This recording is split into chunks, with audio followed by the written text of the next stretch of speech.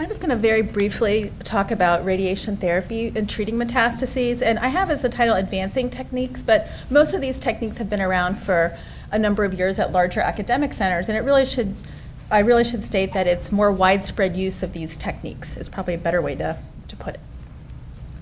And in background, and what I'll mostly talk about briefly is stereotactic radiation therapy and the role of this for treatment of extrahepatic sites. Luckily, Dr. Shields did a very nice job earlier today of describing how melanoma really responds better with very large doses of radiation compared to other cancers. And the same thing works for metastases as well, that if you can give a larger dose of radiation to melanoma metastases, both typically skin and uveal, then hopefully you'll have a better response, meaning either shrinkage of the tumor or reduction in symptoms as well.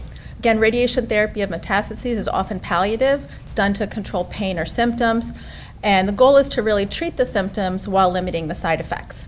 Standard radiation typically treats patients, treats the tumor plus a large normal area around it to make sure we don't miss. And it typically takes 1 day to up to 3 to 4 weeks.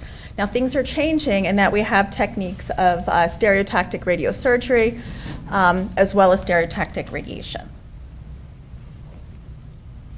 And stereotactic therapies is precision techniques for treatment of metastases that allow a high dose to be delivered over a shorter period of time, so 1 to 5 treatments instead.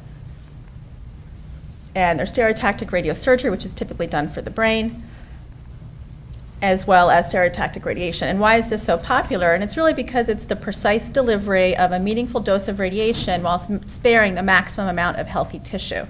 And this requires that a very small amount of normal tissue be treated around the tumor.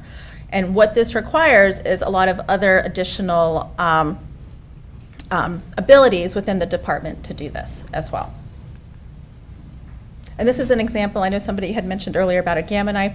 That's stereotactic radiosurgery. This is actually typically a head frame that can be used in a gamma knife patient. So if somebody has a brain metastases that has uveal melanoma, if they're resected, we often give them a boost of radiation with stereotactic radiosurgery.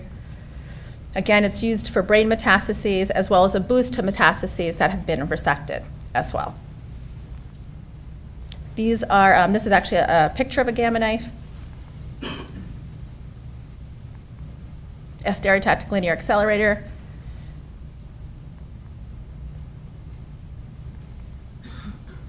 A cyber knife, and a proton unit. So these are all 4 different ways that you can get this, this treatment that I just discussed.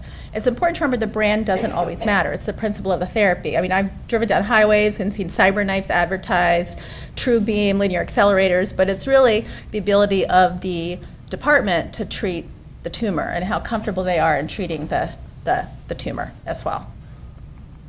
So stereotactic radiation is a large dose of radiation in a few treatments.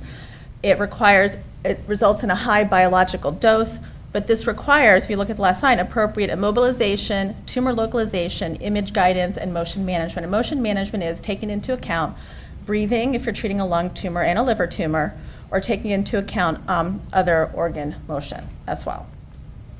It also requires appropriate patient selection. You have to have a good performance status because you have to hold still for a long period of time, and multiple sites can be treated. And I'm just going to skip through these so we can. This is image-guided radiation. It's a requirement to do stereotactic radiation, and this is that you're imaged prior to each treatment to make sure you're in the right position. And to make sure that the imaging is accurate, we often, if it's a liver tumor or a tumor elsewhere, have to use implanted marker seeds. Luckily, in patients who've had radioembolization, I can actually use the embolization coils they use as a marker of being in the appropriate location as well. And this is just an example of us doing Jefferson doing a cone beam CT on a patient with a lung cancer. And you can see in this here at the far right, where we sort of adjusted it so the patient's in the right position as well. We can also do this for spine radiation as well.